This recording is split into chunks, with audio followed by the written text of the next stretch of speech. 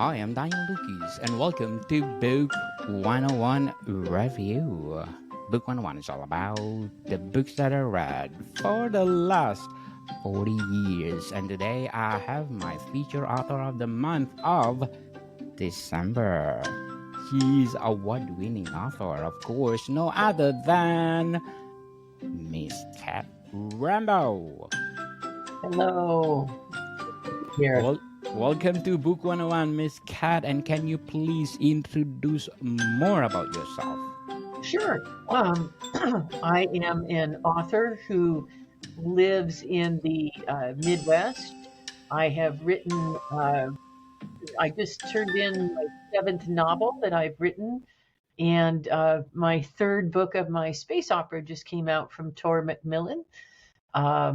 It's called Rumor Has It, and it is the story of a group of former space marines who have started running a restaurant in space, and they end up stealing an intelligent spaceship that isn't really sure that it wants to get stolen.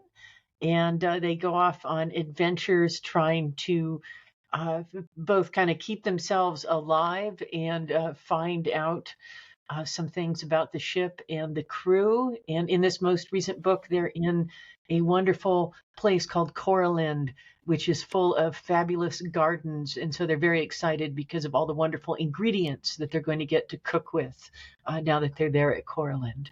Wow, Miss Cat Rambo, thank you so much for sharing your talents to the world.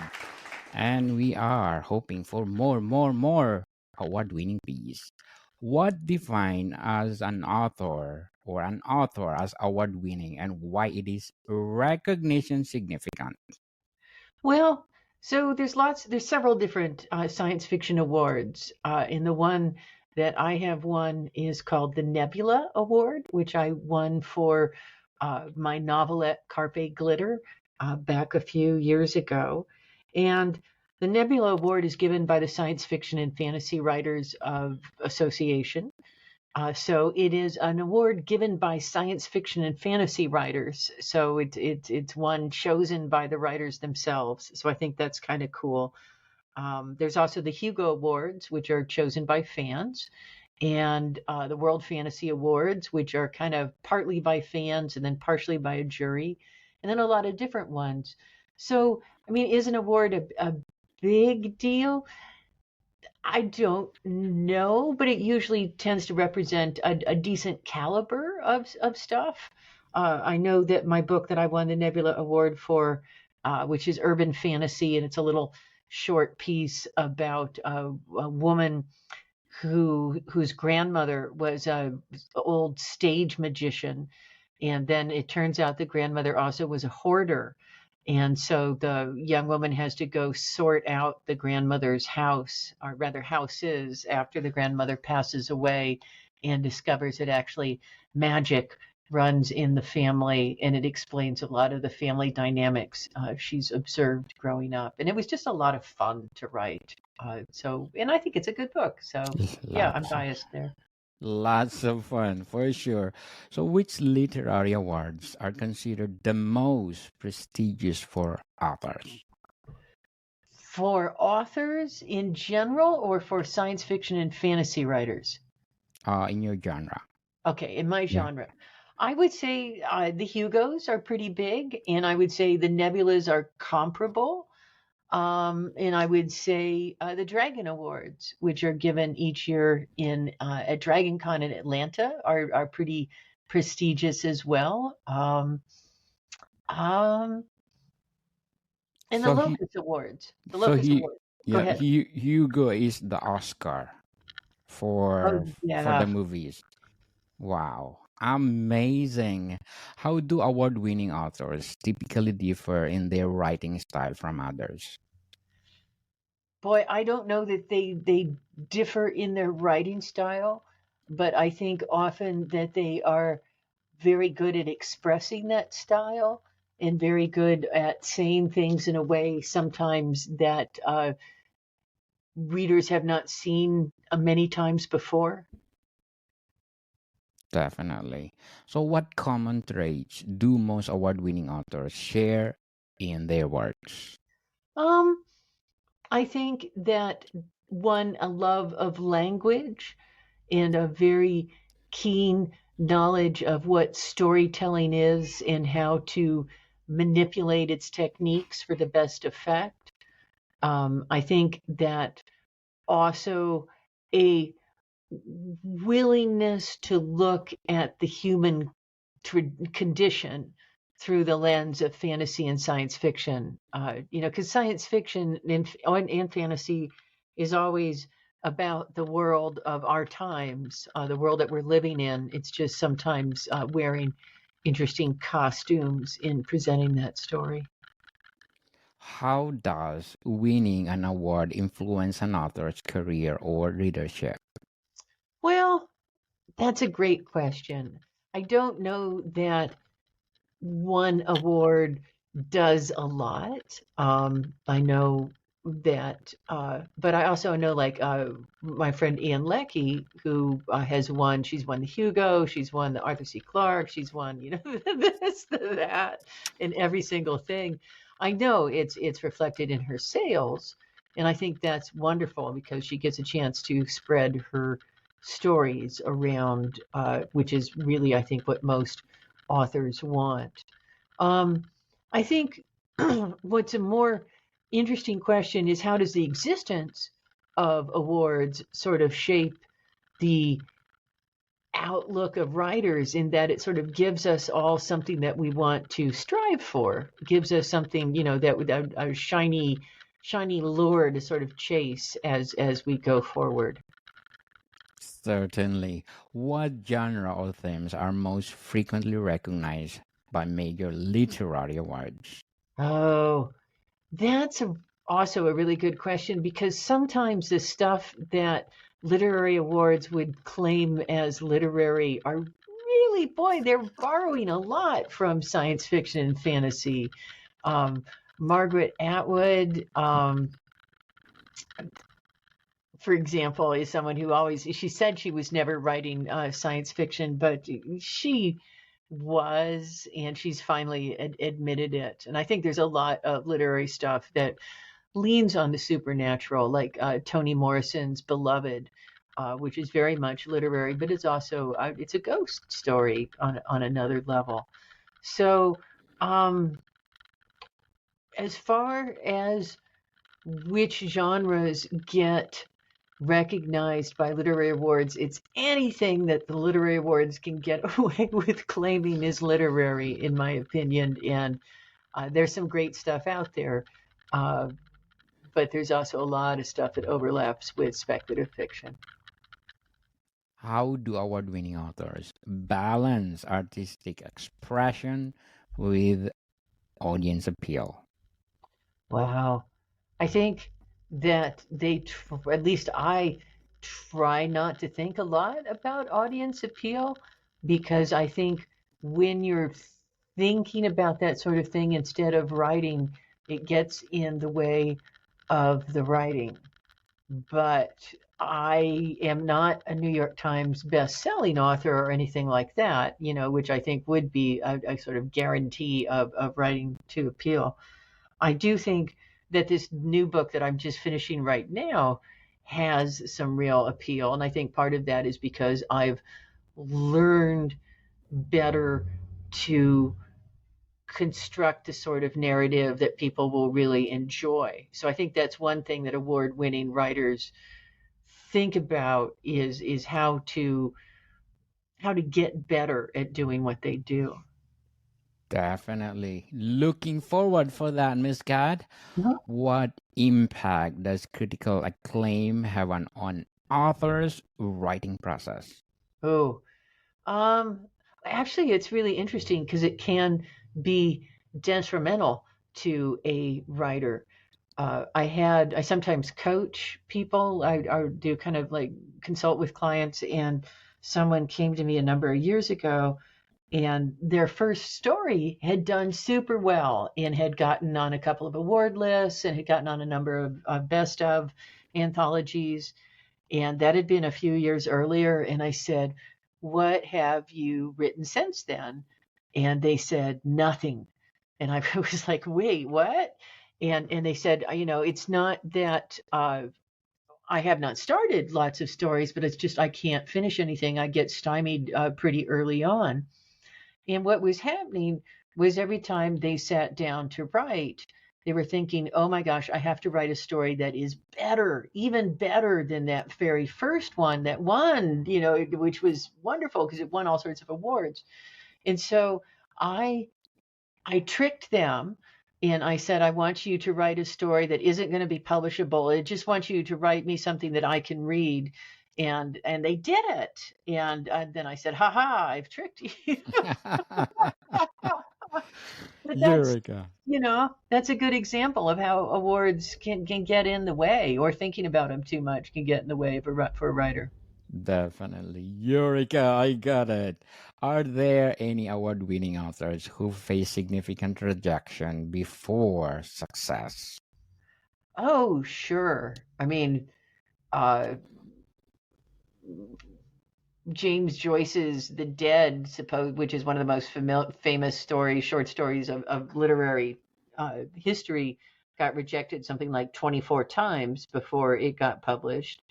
Uh, Ursula Le Guin's A Wizard of Earthsea is another book that got turned down multiple times, and yet it's one of the classics of science fiction and fantasy. Would be, it not getting published would be a huge loss to fantasy, as is Madeleine L'Engle's A Wrinkle in Time, which is another kind of very uh, influential book, in that it's one of those books that people often, or at least used to often, hit when they were kids.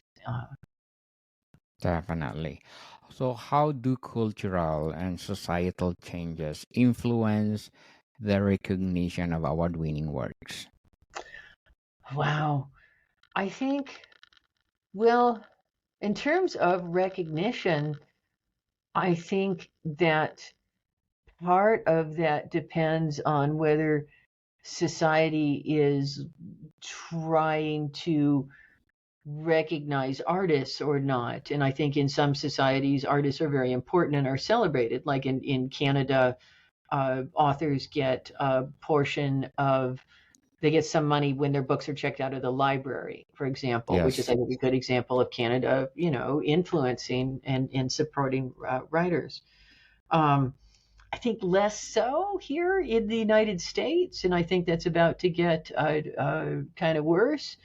So it certainly gives us all something to write about, however, and I think that's kind of important. So it's a minus and a plus all at the same time. what challenges do award winning authors often face after receiving recognition? I think there is a post award letdown. I think sometimes, and this is true of all, a whole bunch of milestones in a writing career, is that you get to a certain point and you're like, ha ha, I have, I've made it to this step. I've quote unquote made it.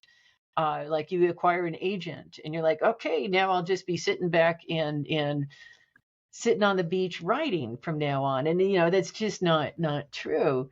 And when you win an award, you're kind of like, oh, now the world will come to my door saying, please write this, that, and the other thing. And that's not really true.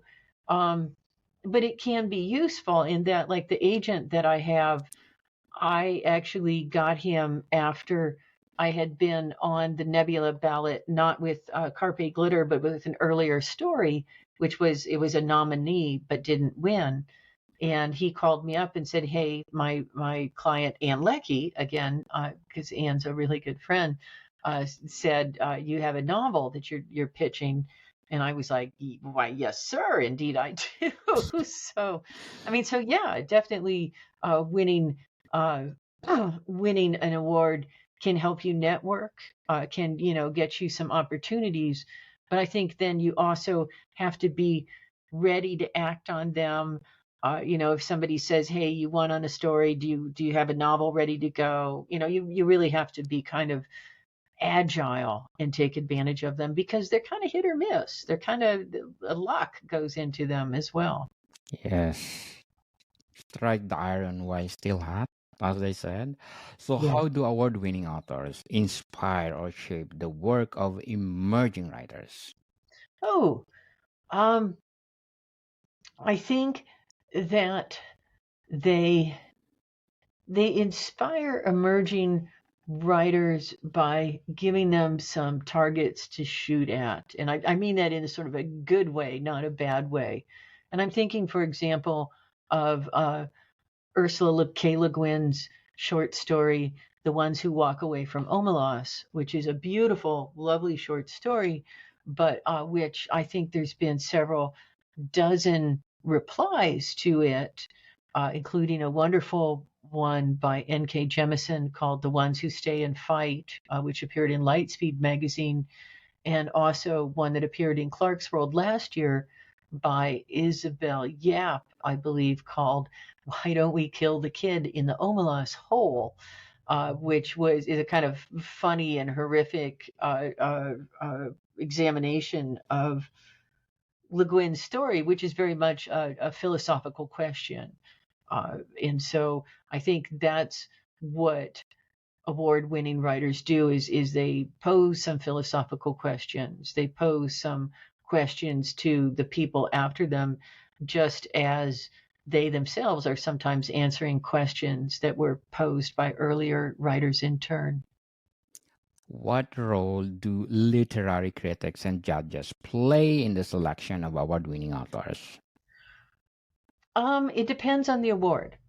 And I think it certainly, um, for a lot of literary awards, it does depend on critics. It does depend on people willing to review pieces, willing to say that something is award worthy or not. Um, like Locus Awards are basically, if I'm remembering correctly, the original list is sort of, here's all the stuff that was recommended reading on in Locus magazine. Um, so they play a pretty big role. Something like the Hugo Awards, their word of mouth certainly can play a huge role. And I think that's one of the things that's really interesting about social media, is that something can get mentioned on social media, like how this is how we lost the Time War, got mentioned by a guy with just an absolutely, no, I don't want to say ridiculous name, but just that kind of very highly interesting name. And the book just skyrocketed in popularity, so luck of the draw there again. What is the public perception of award winning authors compared to a best selling ones? Oh, ooh, what an interesting question. I think it depends on whether it's a literary award versus a genre award. I think that if it's a literary award, then we tend to think of them as people who then teach at Ivy League schools and are kind of in little ivory towers and don't sort of come down to real life often.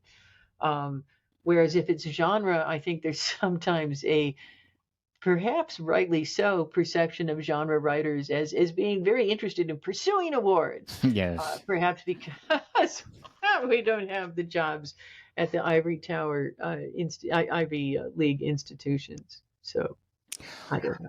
What impact do awards have on the global reach of an author's work?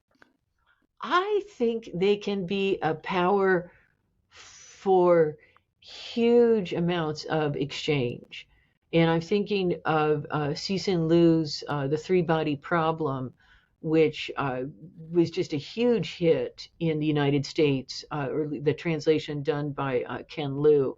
And I think that was a moment that spurred a lot of cultural exchange between Chinese science fiction and American science fiction, which ended up even in the Hugo Awards and the Worldcon being in Chengdu. What was it? Not 1 year ago, but 2 years ago, if I'm remembering correctly. Um, I think similarly, there's been a lot of recognition of some various countries from Africa. That those writers have been appearing on award ballots, and when stuff is appearing on award ballots, more people are reading them. Particularly if it's something that's appearing in an online magazine, where all you have to do is click through, and then you'd be like, "Oh, I like that story. I want to find more by that writer." And I think Clarkesworld magazine has been playing a huge uh, uh, part in that. But I think I was just talking to an agent a couple of weeks ago, and he was saying that they're very interested in finding translators to help find the stuff that they should be publishing in English. And so, yeah, huge amounts of cultural exchange possible. So, Miss Cat, what would be your advice for those aspiring writers out there to become like Miss Cat Rambo? All right. Well, you have to acquire a cat, like so, right like this, and sort of put Yes. it down. Um, I think one of the things that I have done all the several decades that I've been writing now is I keep reading and I keep studying and I keep trying to be better. I run an online school, and one of the nice things about it is because I bring other people in to teach, I get to hear them teach and I get to listen to what they have to say. I just came from a live workshop, which is in New Mexico, and that was with four fabulous, fabulous teachers. And I got so much work done on my own novel and so much kind of thinking about it and thinking about how to make it better based on the stuff that I was hearing from the others teaching there. So, I mean, that's don't think that you get to a certain point and then you're suddenly like, okay, now I'm a good writer and I don't have to do any more work because writing really sort of gets harder and not easier as you're going along. Um, so you can't afford to rest on your laurels. You need to sharpen your craft, people. Woo-hoo, So, you what do. will be your short term and long term goals in writing? Um, I well, one of my goals is with the space opera. You know, I want to be 10 books altogether, and by the time I hit the 10 books, I want there to be a long, smoldering question that by then readers are just like, "Oh my God, what is going to happen?" I want a whole bunch of people excited by that. Um, and I've won a Nebula Award. I certainly would love to appear to just appear on the Hugo ballot would be cool. Um, so awards are fun. They're always something you can't predict. You can't. Yes. You have no control over whatsoever. Um, but I think I feel like I'm at a point right now where I can write the sort of stuff that I want to write, and I'm really enjoying myself. So my sort of short and long term goal is to keep on writing and improving and enjoying what I'm writing. Definitely. Good luck for your goal, Miss Cat. And to sum up our discussion, what unique perspectives or techniques do award winning authors bring to their craft? What do they bring to their craft? I think an attention to language and a willingness to read their work out loud. I think that's one of the things that can really separate a sort of newer writer from an older writer or a more polished writer. Is that uh, writers need to be willing to put a little bit of time into polishing the sentences, into making things sure that things flow together beautifully. That the whole overall pattern of the piece works as well as all the individual little bits. So I think it's intention to detail is one thing. Definitely. And to have a cat, people. To have a cat, for That's it. sure. So, Miss Cat Rambo, again, thank you so much for sharing your award winning piece to the world. And we are hoping and looking for more masterpiece. So, can you please invite our listeners to support all your books? Thank you. Ms.Cat, can you please invite them?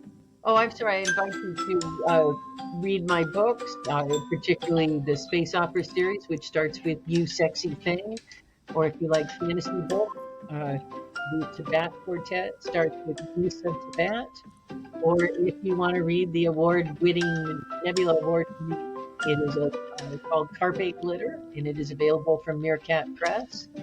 And you can find on my website links to a whole bunch of different stories which are available online. I think the most recent couple are from Beneath Ceaseless Skies and Lightspeed Magazine. Yes, people, let's support Miss Cat Rambo because if we support her, more award-winning piece. And looking forward for your best-selling novel. So, Miss Cat, thank you for your time. Thank you very much. More to come, people. See you soon.